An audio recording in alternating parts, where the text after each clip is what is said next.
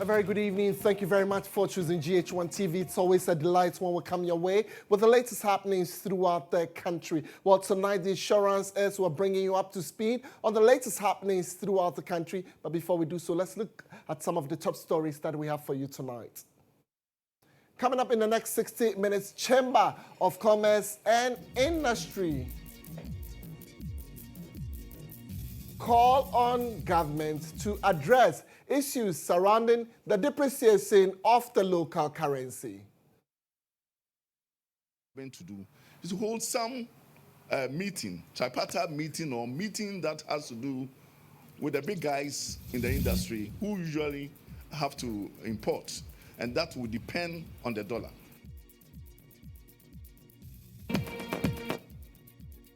Tonight, we would also bring you issues surrounding the local currency as the Vice President, Dr. Bawumia, suggests the gold backing of the local currency to ensure the city shores up against the major trading currencies.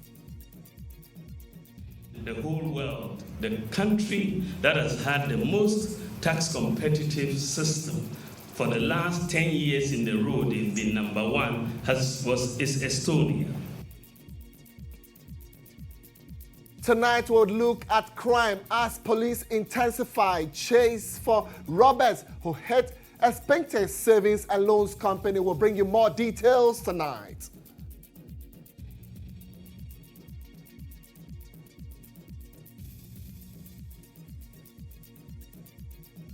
Tonight, we'll also bring you some more updates on human rights as Amnesty International calls for abolition of the death penalty. We have these and other interesting happenings around the human rights circles being shared with you tonight.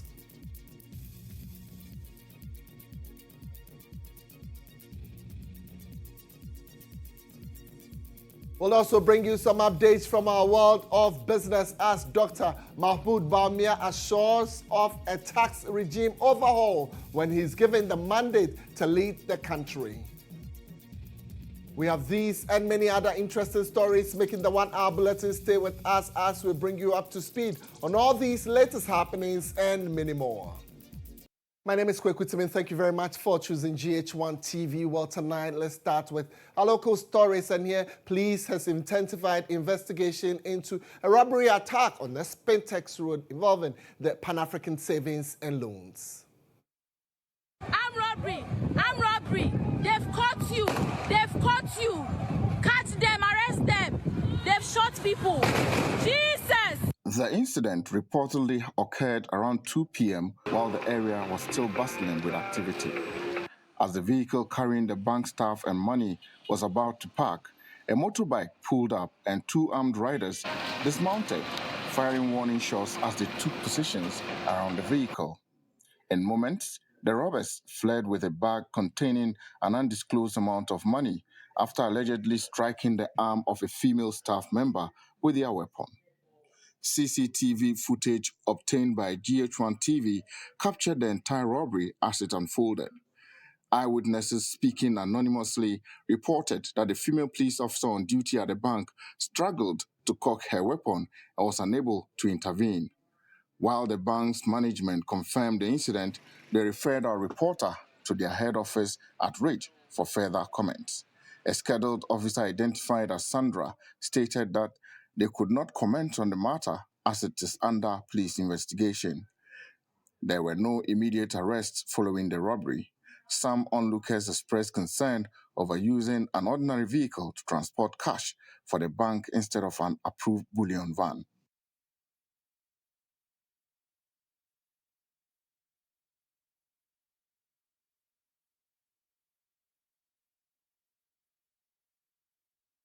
All right, so if you have any information on this robbery, kindly ensure you reach out to the police to assist with the investigations. Let's talk about politics now as the Electoral Commission has finally concluded its 2-day limited voter registration exercise across the country's centers today, Wednesday, May 29, 2024. Well, the electoral management body last week announced the extension of the just ended nationwide registration date to make up for the network failures, defective devices, amongst others, that affected what was supposed to be a seamless start of the exercise on the first week. Well, the 21-day limited voter registration exercise started across the country on May 7, which with the target to register some 623,000 eligible persons, including first-time voters, into the electoral register. Well, it was carried out in 1,053 registration centers,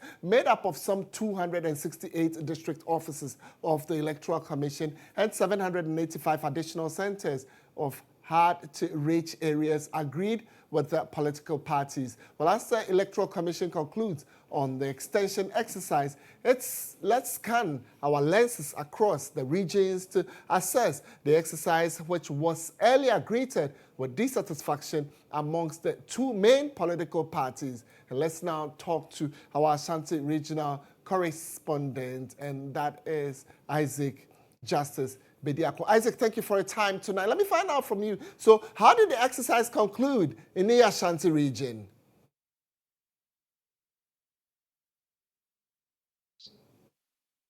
All right. So Isaac Justice Bediako is our man in the Ashanti region. He's been monitoring the exercise from the beginning of the exercise till today. As it concludes, we're touching base with him in the region to gauge how the exercise ended today. Isaac, I'm sure now you can hear me loud and clear. Can you? All right, so I will be touching base with Isaac very shortly as and when we're able to raise him on the line. But let's go to Faisal Abdul, the man in the Volta region who is gauging activities there for the EIB network. Faisal, thank you very much for your time tonight. Well, share with us tonight, how did the exercise conclude in the Volta region? Are there calls for an extension? Well, Kweku, good evening to yourself and our very cherished viewers. Yes, the exercise in the Volta region has been largely peaceful. I mean, all the centers I've visited, the testimony from party agents indicates that it has been a very smooth exercise, except for the technical challenges that confronted the very first few days when the exercise started. This evening, this afternoon, I started from Kachino again, where at the time I was leaving there somewhere around 2 o'clock. There were just about 60 people who were waiting in line to be registered. So I feared that they might not be registered at the end of the day. But a few minutes ago when I checked, I've been told that all those people have been attended to. I got to the whole central registration center, which is the main EC office here in Ho, before the exercise ended, some 20 minutes before the exercise ended. When I got there, there was virtually nobody at the center when I got there. The very last person I met there, who I was told was the last person, I had almost finished going through the process before I got there, and so the place was empty. When I spoke to the MPP agent there, he told me that he actually is a communication officer for whole center. He told me that, yes, they are okay with the exercise. It's been very smooth for them. They rate the EC 8/10 for the exercise. They do not think that there should be any further extension since for the very last day, which is today, the numbers that are reported at the center, they thought that that should be the very last group of people who actually want to be registered, and the reason why they showed up today. The NDC, on the other hand, is saying that, yes, even though the exercise has been peaceful and smooth, they still believe there are several other people out there who haven't registered, given the fact that people have had to travel from their homes to the main registration center, coupled with the transportation challenges. And so they still believe that there are people out there who probably should be registered, but are not registered, given the challenges that came with the transportation issues. And so, yes, in the Volta region, it's been very peaceful. It's been very smooth.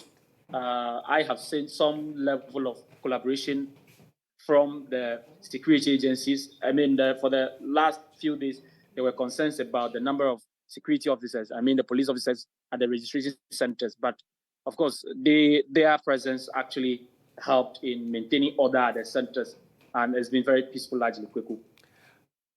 Faisal, thank you very much for joining us with updates from the Volta region. I'm now crossing over into the Western region where Sam Kosa is standing by for the EIB network. Many thanks, Sam, for joining us tonight. So share with us in the Western region, the oil region of Ghana, what could be the updates so long as the EC registration was concerned? All right, so Sam, if you can, unmute yourself because, yes, you're talking, but we can hear you. So if you can hear me, just unmute yourself. Good. We can hear you loud and clear. Okay, so okay. Kindly go ahead. Can you hear me now? Absolutely, Okay, I can so hear here, yes, here in the Western region, the exercise started as everywhere, where the initial phase, they had some hitches all through, but going forward into the subsequent days, the exercise was smooth. Here in Takrady, we had 2 stations, one for the Kweku municipality and the other for the Takrady. Yesterday, I went to the Takrady center and it was virtually empty. As now the people there to register had reduced drastically. As at the time around 12, I got there, barely 5 people were there to register. But when you cross over to the Kweku, because it was taking care of some 2 constituencies, that is both Kweku constituency and Efia constituency, the place was jam-packed. And even today, as at 4, where I went there, they still had a number of people to take care of, meaning the days that was extended, I don't think was able to cover the whole of Efia Kweku new voters. And also initially in the early stages of the registration, the incident that happened in Impoho nearly marred the whole process. But after that, the whole process here has been smooth. And though we tried to speak to the director for the electoral commissioner this morning, but she was unavailable due to the ending of the program, a lot of meetings they had to cover up. But she has promised to speak to us early tomorrow morning to give us the detail as has been collated for the whole Western region. All right, Frank, thank you very much for your time tonight reporting from the Western region. Quite peaceful in there, away from some few glitches. Let's move on now to the Ashanti region. Isaac Justice Bediako is our man on the ground. Isaac, tell us more about the Ashanti region and how the limited voter registration exercise ended today. Yes, Kweku, I must say that there is also in Swami, so you cannot have a clear picture of me. But what actually happened in the centers that I visited is that at the EC's regional office, that's where the Kumasi Metro, the registration exercise took place. And that center actually housed 4 constituencies, the Ishayesu constituency, Bantama, Manshia South, and North, and then Subi constituency. And I must say that unlike the early days where hundreds of people were in queue, today it was more like a free day for these centers that I visited. There were not long queue. As at 4 p.m., there was nobody. And so the agents of the various political parties that came there to monitor the exercise and also bus in new applicants to the center to register, expressed the satisfaction with the exercise. But their concerns is that even if the EC decides to extend the days, it will not help them. It will rather come with cost because they have to bus the people from their various electoral areas to the center to register them because of the distance. So for them, they think that with what they have is enough. With the insurance constituency in particular, they have recorded more than 2,000 people. At Swami, they have recorded 3,000 plus. Then I checked from Manshia South, they have also recorded more than 2,000. And so that has been the situation in the centers that I visited. However, they were concerned that the challenge form that some of the party agents.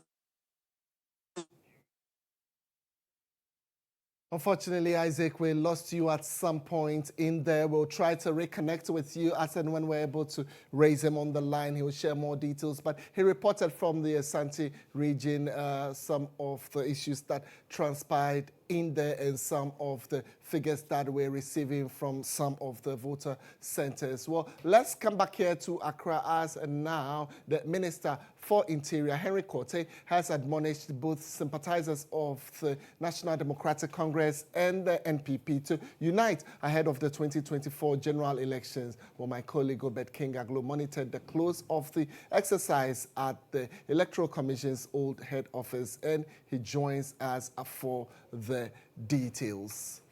Obed, many thanks for your time tonight. Let me find out from you. So just give me your initial thoughts on how the ceremony closed. I've gauged the mood in the regions. Let's get more from you in Accra. Right. So, Kweku, just as in the other regions, here in the Greater Accra region, today, which marks the end of the registration exercise, I monitored the exercise in the University of Ghana and then came to the former headquarters of the Electoral Commission, where 5 constituencies have been clustered to undertake this limited voter registration exercise. Now, from the former headquarters of the Electoral Commission, what I realized was that the long queues that characterized the exercise from the beginning was not the case today, because a lot of people had registered. And so when you go there, you see a lot of the electoral officials sitting down idle. Okay. And, just like in all the other regions. However, there were cases of unresolved challenge forms that were still need to be settled by political parties. And I'm sure that that was what Isaac Justice Bediako was referring to. Same the situation here. And that brought about packets of confusion, because most of the parties needed their people who they brought to the registration just to be relieved of the challenges that have been brought forward. And so that brought some confusion here and there. However, it was timely intervention where the Interior Minister visited the premise and urged supporters of both the NPP and the NDC to unite ahead of the 2024 election. And he believes that irrespective of the confusion, the back and forth, which is characterized by such processes, we have one Ghana and that they should unite. So let's listen to Henry Quartey advising for supporters of both the NDC and the NPP. We want it to be free, fair, and transparent. But I can assure you that on the day of elections, anybody who misbehaves, by the grace of God, the law will take its course. But Ghana Mine, as your Minister of the Interior, I want to thank you very much for the professionalism you have attached to your work so far. And I pray that inshallah, same will continue for the transfer, the exhibition, and then on the day of the elections.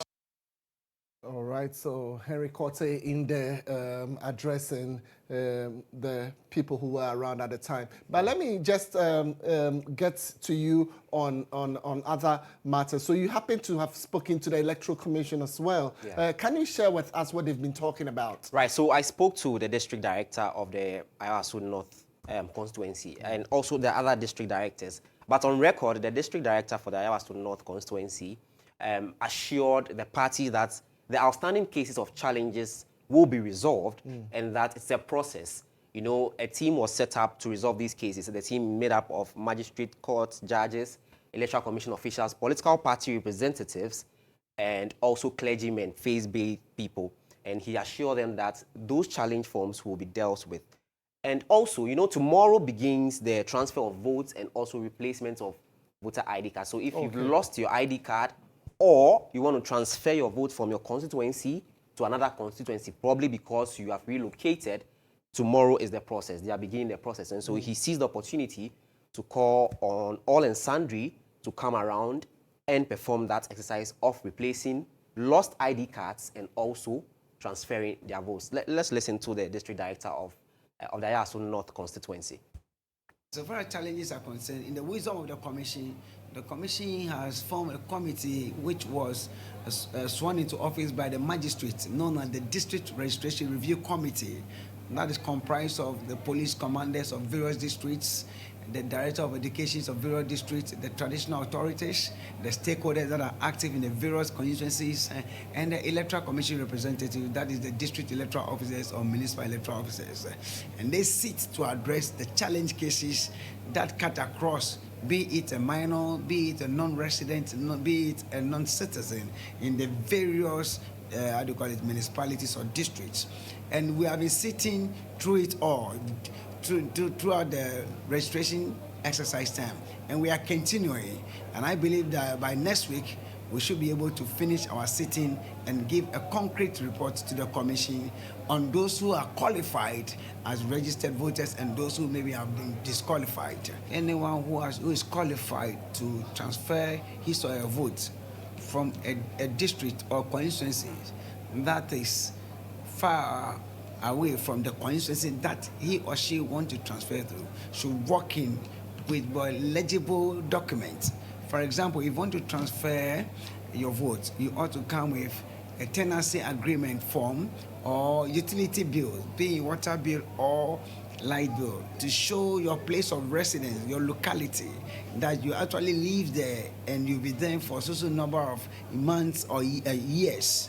I get it. That qualifies you to be someone who can transfer your vote to vote in a particular constituency. All right, so Obed Kingaglu, an interesting one day coming up from tomorrow. Definitely. Are you transferring your vote because you've moved places now? No, I am sure I'll still stay in my constituency on December 7th. All right. Yeah. Well, Obed King, I'd like to say a big thank you to you as well as the entire team who joined us tonight from the various regions to share with us how indeed the exercise closed in the various regions. Well, we are your election hub, and definitely as and when it has to be reported, it needs to be the EIB network. Let's look at other local stories, but we're ready to bring you insights at this moment. Insight is proudly brought to you by Pepsodent. With Pepsodent, every smile matters. On Insight tonight, the Vice President, Dr. Mahmoud Bawumia, has proposed the use of gold to back the Ghana Cedi, aimed at combating the ongoing depreciation of the national currency following concerns over the declining value and its impact on the economy. Well, a year-on-year date basis, the Ghana Cedi depreciated some 14.6% against the dollar as of May 22, 2024, compared to 21.8% depreciation for the first 5 months of year 2023. Well, this has culminated in inflationary pressures, high cost of living, and high interest rates, amongst others. Speaking at a meeting with the Trades Union Congress in Accra, the Vice President and flag bearer of the governing New Patriotic Party explained that it is imperative to use gold resources to stabilize and strengthen the cedi to protect the economy and the financial well-being of the citizens and businesses. There is going to be a new law that will require that all responsibly mined gold has to be sold to the Bank of Ghana. All responsibly mined gold. And we are talking about, in the small-scale sector, about 50 tons of gold. 50 tons. 1/3 of the gold production in Ghana is just the small-scale sector. Right? Now, if all of this is sold to the Bank of Ghana, that is generating $3 billion a year in gold. How much did we have to go and borrow from the IMF? $3 billion over 3 years. But we can get $3 billion a year in gold from the small-scale mining sector alone. That changes our balance of payments completely. Completely. This is every year you can get this. And it's there. It's being mined every year, taken out to India, to Dubai, and other places. So I want us, essentially, I made mention of this on February 7th, that ultimately my goal is that we are going to back our currency with gold. While you're still on Insights, could it be the answer to salvage the local currency, as Dr. Mahmoud Bawumia says? Well, meanwhile, the Ghana National Chamber of Commerce and Industry wants government to organize an emergency national dialogue to find a lasting solution to the continuous depreciation of the local currency. Well, the chamber laments the erosion of their working capital, forcing many of their members to close down their businesses. The cedi has in recent months received some whipping from the American dollar, causing it to suffer a 17.7% depreciation. This has seen the cedi reach 14 cedis to $1, leading to several businesses losing their capital. The chamber therefore calls on all well-meaning Ghanaians, especially the private sector, to join forces in prevailing on government to take immediate steps in rescuing the situation. We have realized that the depreciation of the cedi has impacted negatively to our business.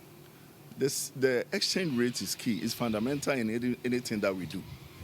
It is the exchange rate that we use to forecast, and we believe that the government will lead for us to know the exchange rate by the end of the year. For us as private sector, we believe that the better thing for the government to do is to hold some meeting, tripartite meeting or meeting that has to do with the big guys in the industry who usually have to import, and that will depend on the dollar.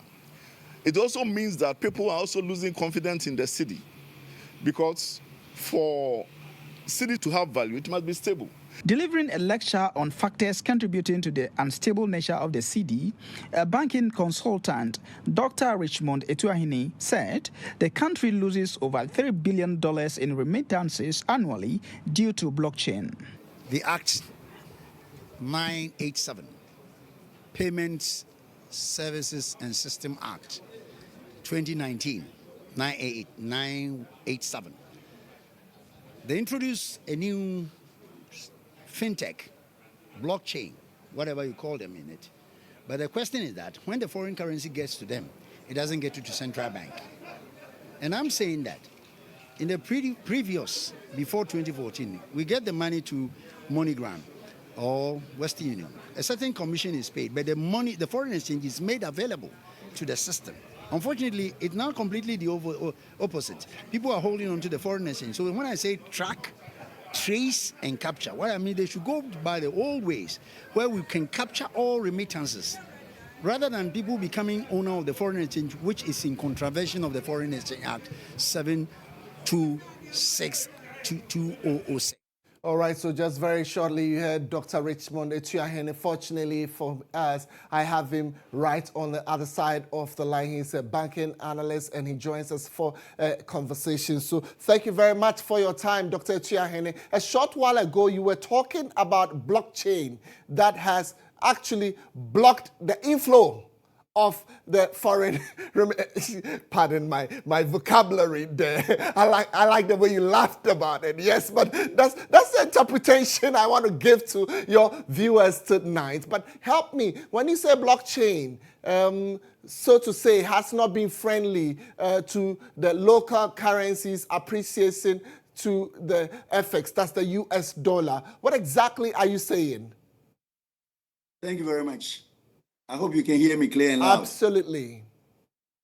What I'm trying to say is that since 2019, we passed an act that has empowered a certain institutions, the fintech people and some of the new MTCs, who actually do not, what I would say, do not actually forward the foreign exchange to the relevant institutions like Bank of Ghana and the authorized dealer bank. Under the Foreign Exchange Act, Act 723, Act 2006, Section 15, Subsection 1, it says that no company or persons are allowed to hold foreign exchange except Bank of Ghana or the authorized dealer bank. Fortunately, I think we have 23 authorized dealer banks who have been mandated to capture foreign exchange. So at 2019, what happens was that, I don't know whether the law was, the Foreign Exchange Act was expunged or whether they rode over it. And I'm saying that let everybody involved in the remittances make sure that these foreign exchange they are holding on is not their property. According to the law, is the property of the state, which Bank of Ghana is the custodian or the banking institutions. So that is all that I'm saying. But people have, this morning, people introduced new term, whether it's a blockchain or fintech or MTCs. And I said, whether it's a blockchain, whether it's a fintech, it has to be regulated. It has to be regulated. Okay. Nobody. Now, it's quite interesting. So you've made it clear that let's regulate this fintech and ensure that the remittance reach the system and then it's disseminated. But let me find out. So for the MPP, they will call him the economic whiz kid. He has mentioned that, look, you have the small scale miners mining. Every legally mined gold in the country should be first sold to the nation first, and that should be used as a backing for our currency. Is this a feasible, pragmatic process? Thank you very much. Thank you very much. Once upon a time, we used to have gold standards. Gold standard was that currencies were actually backed by gold. It has been practiced for a long time until 1958, when the pound sterling took over, and when the oil crisis came in 71, 72, then it shifted to dollar because dollar became the base currency. You know, when you say that you're backing your currency, number one, let me give you clear historical antecedent. Currently, from Bank of Ghana records, audited by the accountant, the Auditor General, we received total gold extracted for Ghana in 2022 was 6.6 billion. 2023, according to Bank of Ghana latest figures, it was 7.2 that was extracted. But let me tell you what we call the surrendered value. Surrendered value means that depending upon the contract we've signed with them, the 2022, Ghana got $865 million, which is equivalent to about 13.2%. In 2023, we got about $935 million, which is equivalent to about 13.2%. Is he saying that with this gold, this small meager gold, as against that which is being taken out, is going to use in hedging the currency? And I overheard that small illegal mining. Has anybody been able to quantize the illicit gold outside the country? And if we knew about the illicit transaction in gold, why haven't we stopped it? Because if we stop it, it means that we'll have a chunk of foreign exchange to support the economy. So for me, it is neither here nor there. Why are we not stopping the illicit? Because if you listen to Al Jazeera, and I think Al Jazeera said it some time ago, that the amount of gold that is leave this country, which is not captured, was quite reasonable. Why are we not talking about getting all those people to bring the gold into the system? Rather than, now we are saying that we want to regularize the irregularity. My brother, I am somebody born in the village with environmental issues with me. I think that as a nation, even those who have signed contracts, you are receiving only 13%. Oh, 13%. More than, let me give you another figures. 2014 to 2022, Ghana extracted 43 billion worth of gold. Go to the Bank of Ghana account. We only received 6.4 billion, which was equivalent to about 14%. Instead of we sitting at what we have already to improve on returns like Botswana has just done, Botswana has improved it from 13% to now 25 to 30%. Instead of we looking at how do we to renegotiate, Botswana in diamond, Anglo-American DBA, 2021, they sat down and told them that if you don't up your game, you're not going to have the diamond. You can pack and go. They have to up their game. And I believe, as a nation, don't let us talk about the illicit transaction that people are doing and we want to validate something that is destroying the environment. Okay. That one, I totally disagree with them. Definitely, Dr. Chiahene, you've made that point. Even what you have, you can't even track what you have. You're just getting 13% and you're clapping for yourself. Dr. Chiahene, so you're saying, if nothing at all, check the Botswana story and see if you can apply here, and that would work for you. Exactly. That is a very good analogy. Thank you. Thank you for your... What is in your hand, a bird in your hand, is worth more than one in the bush. All right. I can say thank you. Thank you for... I will finish by saying that former Lordship, Lady Lordship, Sophia Kufu, when he said that lithium is another Gagisberg contract, people were joking. After we sit in a country, you extract 43 billion worth of gold, you gave us only 6 billion, and we want to clap. And we want to use that 6 billion for 10 years to support currency. What is it? Let them sit down and back with figures. You know, as I'm speaking to you, I'm speaking on data. Definitely.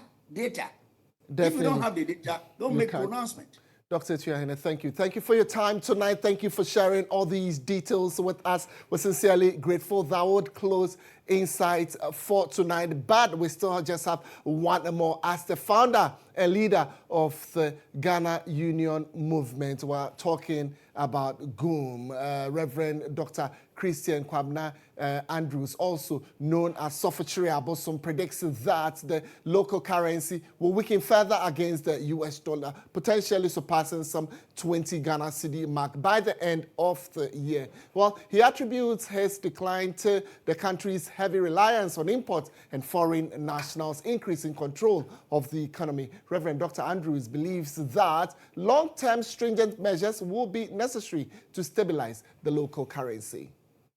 As far as Cedi depreciation is concerned, because we have the China people here, they are doing drinks, cooking food, open restaurants, open a small trade markets and the others, competing with our people. And when they get the money, they change it to dollars, then they send to their hometown. Now, if they have even got the chance of even getting Temeng fishing harbor, you see Chinese man putting a school bag behind him, going to a fishing harbor. He's sending gold and dollars to the people, send it to my hometown for me. You see, they don't even send it through the air. Neither would they send it through the bank for us to get anything out of it. So all these chances that we are giving to them, I don't think that all these foreigners are here changing money, sending them to their country, changing money, sending to their country. Definitely, this thing is going to happen. I saw in the social media, somebody was saying that maybe by getting the year, we will hit about 20 Cedi for $1. It might be more than that. Because everybody is looking for $1 to import. We are not producing anything. Everything that we have in Ghana, clothing, what we eat, the meat, the fish, and everything, we import them. All right, Sofotiri Abosom sharing his thoughts on the depreciation local currency. Well, that'll do for Insight for tonight, but the bulletin is not done because we have more local stories for you. However, we'd want to appreciate Pepsodent for ensuring that we bring you Insight tonight. With Pepsodent, every smile matters.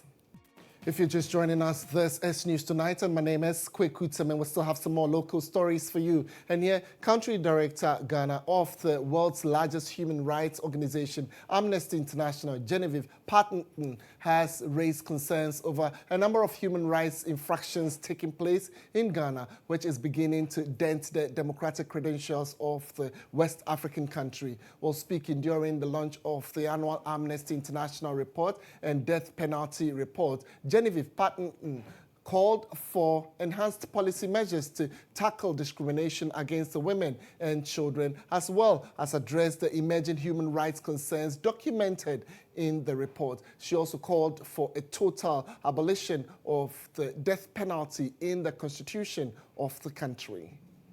On the global level, and it covers over 150 countries, and it covers the human rights abuses and progress and regress in specific countries.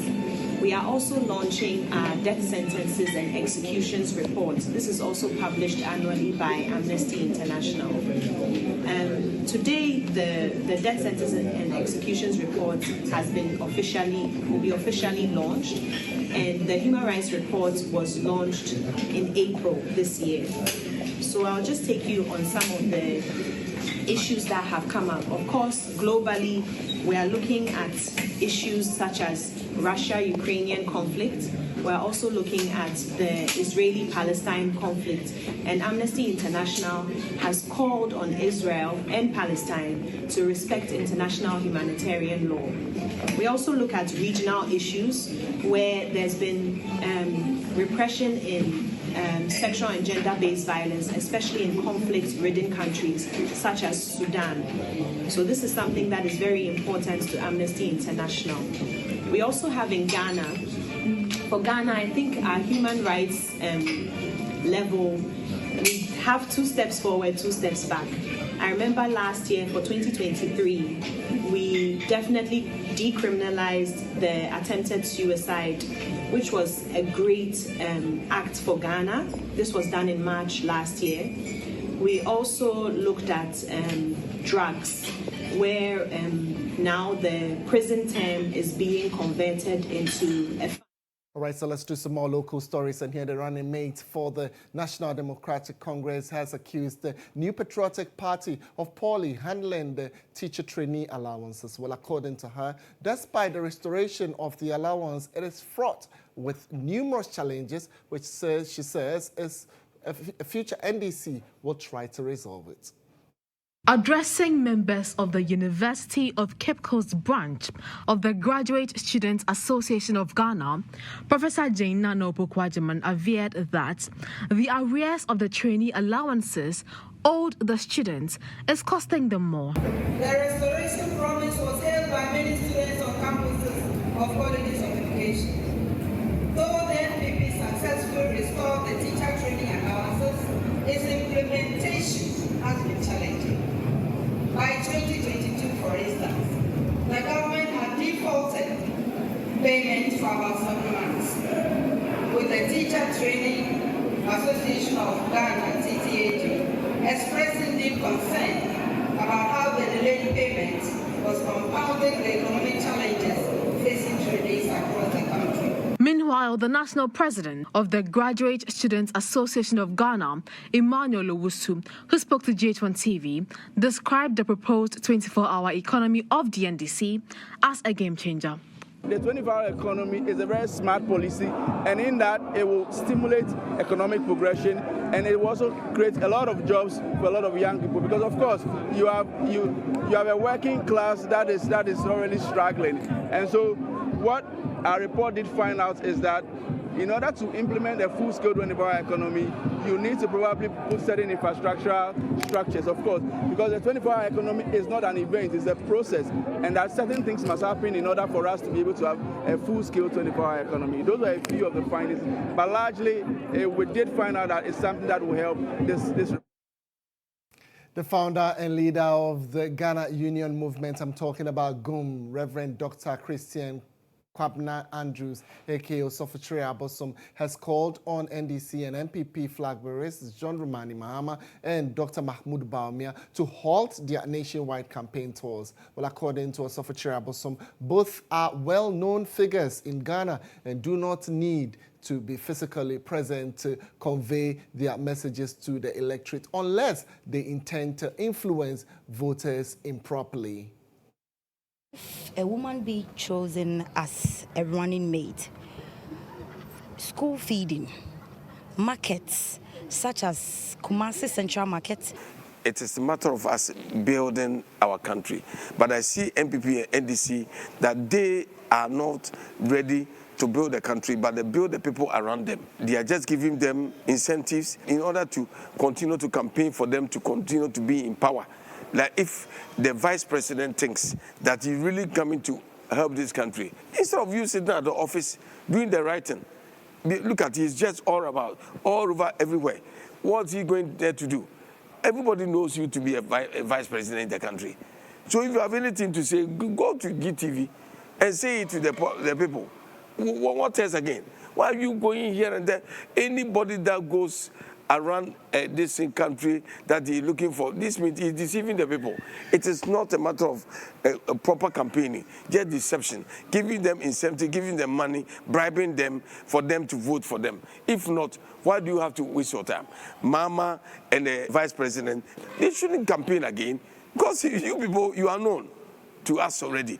We know what Mama Development today. You could share your thoughts on this particular development on our social media platforms. But let's do more politics as the pro-NPP women's group in the Ashanti regional capital, Kumasi, has joined calls on the flag bearer of the party to nominate a woman as his running mate. Well, the group, popularly known as Women Connect, at a press conference said the nomination of Professor Jane Nana Opoku-Agyeman as the running mate for the opposition NDC is a direct message to the various women groups across the country to rally behind her. Naomi Rubat Amankwa is the spokesperson for the group.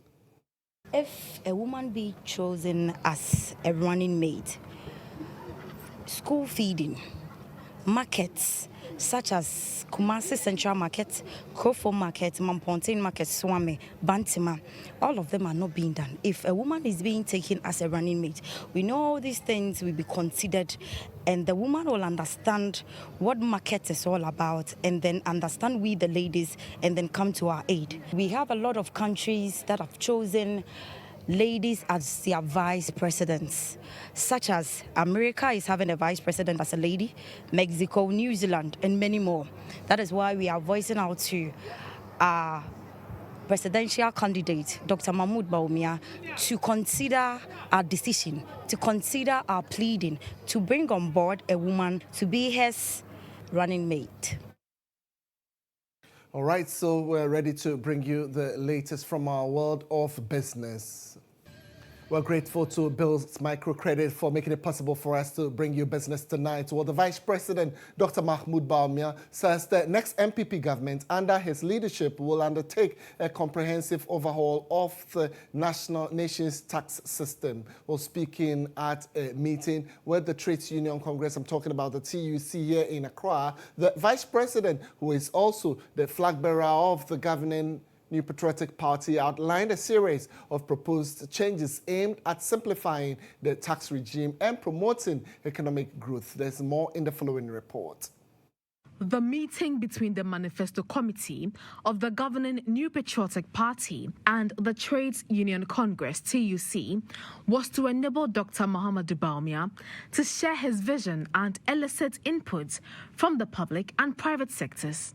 Secretary General of the TUC, Dr. Amwakoba, in his remark, highlighted key issues that require critical attention for all parties seeking to achieve political power to consider in its manifesto ahead of election 2024 to improve the lives of citizens and businesses. I think that the Bank of Ghana should play additional role to whatever they are doing.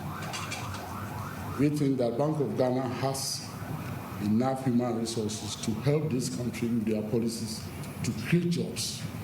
We think that the focus on inflation targeting is too much. They should also target employment creation, and I'm sure you'll be interested in that. Vice President Dr. Muhammadu Bawumia, while acknowledging the widespread concerns of businesses and investors over high taxes and the high cost of businesses, noted that the current tax system is overly complicated, burdensome, and in need of significant reform. Our tax system, currently which we have inherited from independence to now, I don't think it serves us very well. I've been looking at so many complaints that have come both from individuals and businesses about the tax system and the burdensome nature of the tax system. Estonia is the country with the most tax competitive system. So I took a team, including GHOne and all of that, and we went to Estonia and looked at their tax system. We had a few meetings, and I came back very convinced. The NPP flag bearer reached his desire. All right, so that's about all we have for you in business. The business segment is brought to you by Bill's Microcredit. All right, let's take sports now. Head coach of the Black Stars, Otuado, has admitted that the team's goal-scoring abilities is a challenge that himself and the technical team are working on to overcome. Addressing the media at the GFA headquarters, Otuado acknowledged these shortcomings and promised to address them as they forge forward. I think this will be one of the parts we will work on. We discussed it with the coaching staff, so this is a very good question. And every game is different, I have to say. So sometimes you have more space which you can attack. Sometimes you have smaller space which makes it difficult for you to score. But there it's about creating solutions. And this is also one part of the training, to be solutions, how we can score goals. And at the end, it's about the players who hopefully will transcend these ideas on the pitch. But yeah, it's not easy. It's different if you play in Europe. There are different conditions. There are different pitches. The weather is cooler. So we have to adapt to the situations where we're in, and still we can do better. And we try our best to implement our ideas into how we can score more goals. Okay, all right, so that's about all we have for you tonight. My name is Kweku. The bulletin is led by Musa Lansa. On behalf of the entire production team, we want to say a big thank you and also appreciate Pepsodent for ensuring that we bring you the bulletin. On behalf of the entire production team, enjoy your evening.